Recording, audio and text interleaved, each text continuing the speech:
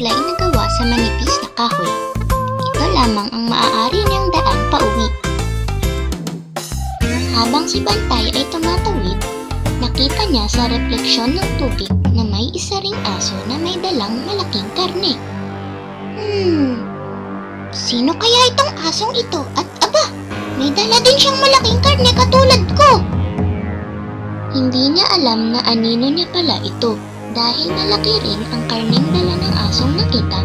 Gusto niya itong agawin mula doon kaya tinahulan niya ito. Wow! Wow! Wow! Wow! Wow! Akin na yung dala mong karne!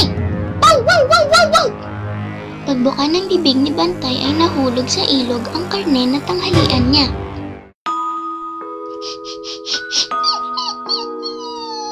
Ang pagkain ko! Wala na akong tanghalian!